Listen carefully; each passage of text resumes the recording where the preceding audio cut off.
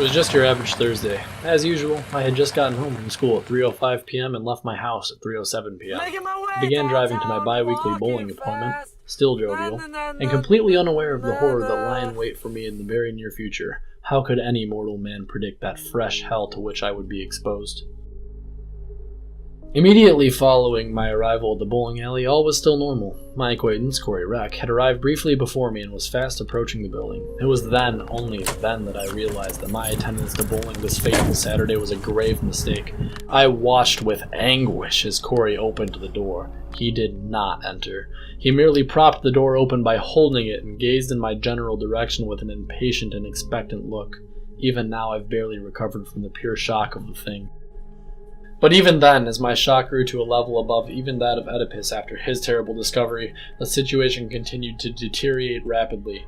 I had been paralyzed by fear and stopped my comfortable pace towards the entrance. That doorman with his serpentine hair beckoned and seemingly lifted his curse from me. I began my walk again at my normal and leisurely and comfortable pace. Shut the door! His response, carried to me over the great distance between us after what felt like eons, entered my ears like daggers. No, dude, I got it. How obnoxious.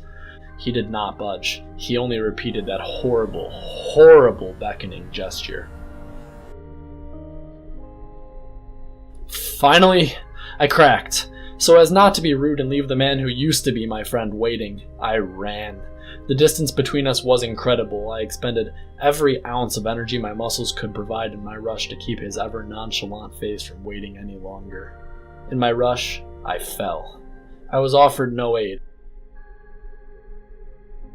I bent my neck upwards to see my usher continuing to stare at me with that ghastly look of expectation. The man, with a complete disregard for my safety after my tremendous fall, beckoned once more. At this point, it would be an impossible feat to hide my tears. I crawled through the door past him.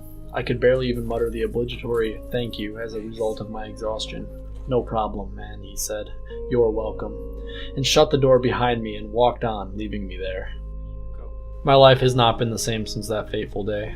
I live in constant fear that this will be a repeat incident.